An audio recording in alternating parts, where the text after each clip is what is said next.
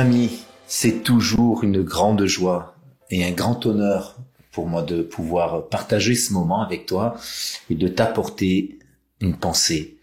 Et aujourd'hui, je voudrais partager sur un verset qui est un fondement essentiel de la foi chrétienne. Il se trouve dans 1 Jean, chapitre 1er, le verset 9. Et cette parole nous dit, « Si nous confessons nos péchés, il est fidèle et juste pour nous les pardonner et pour nous purifier de toute iniquité. » Waouh, quelle puissance dans ce verset. Quelle puissance. Maintenant, la question se pose, la confession, c'est quoi? La confession, il y a une part, bien sûr, où on avoue une faute. Beaucoup de gens qui passent devant un juge pour un délit ou un crime ou bien sûr quelque chose de grave qui doit être jugé, arrivent à confesser. Et que ce soit du côté des victimes, ceux qui ont subi des torts, des dommages, des pertes, ou aussi bien du côté de la justice, on attend tous une confession. On attend dans cette confession des regrets également. Et ici, bien sûr, dans cette notion de confesser son péché, il est question évidemment de l'avouer aussi, mais évidemment aussi avec cette notion de regretter le péché afin de l'abandonner. Et c'est ici qu'il y a une grande différence entre la confession et le regret. On peut regretter d'avoir commis des actes mauvais. On peut avouer avoir commis des mauvaises actions sans pour autant abandonner cette intention qui nous a motivés à mal agir.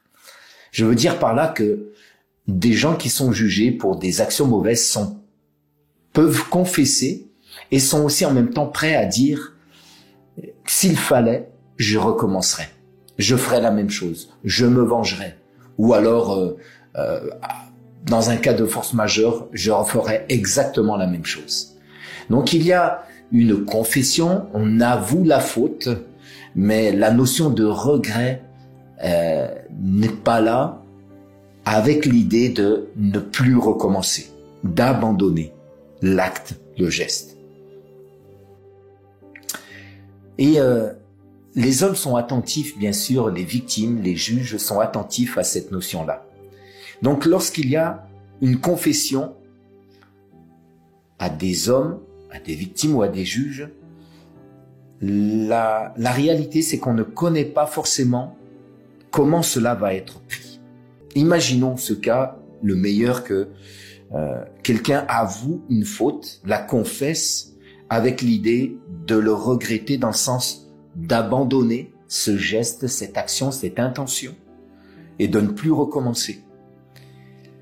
On peut tomber en face de deux réactions. Il y a des victimes comme ça qui sont prêtes à pardonner ce qui nous semble parfois nous-mêmes impardonnable. Certains ont perdu un proche qui a été assassiné et sont capables ainsi de pardonner à des meurtriers même leur action. Mais souvent aussi, on a à faire face à des hommes qui restent dans la colère et qui ne pardonnent pas. Donc la réaction des hommes face à la confession, on ne la connaît pas toujours. On ne connaît pas toujours le résultat. Maintenant, ce texte formidable nous dit ici que si nous confessons nos péchés, ce qui a blessé le cœur de Dieu, notre rébellion, notre indépendance, nos mauvaises actions, nos fautes, nos pensées mauvaises, nos convoitises, tout ce qui blesse le cœur de Dieu et notre prochain. Mais si nous le confessons à Dieu, cette parole nous dit que nous connaissons le résultat. Dieu est fidèle et juste pour deux choses extraordinaires. D'abord, il nous pardonne de tous nos péchés. Ensuite, non seulement il nous pardonne, mais il change notre cœur. Il nous purifie de tout péché. Il peut libérer notre conscience. On gardera le souvenir de notre péché, de nos mauvaises actions. On continuera de le regretter, mais nous avons le pouvoir en Dieu d'abandonner et de changer notre cœur, nos mauvaises intentions. Cette puissance du péché même qui nous pousse à mal agir peut être changée par la purification du péché, par la transformation de nos vies. Alors, mon ami, je ne sais pas ce qui peut peut-être te retenir encore dans la culpabilité. Cette faute, elle existe, cette erreur, ce péché existe. Tu peux le confesser aux hommes sans savoir ce qu'il adviendra, si on te donnera le pardon ou pas, mais il faut le confesser. Et en même temps, le plus important aussi, c'est de le confesser à Dieu. Et tu sais que Dieu te fera un bon accueil. Il te pardonnera et il te purifiera. Et la Bible d'ailleurs nous dit, nous justifiera même. Alors mon ami, sois béni.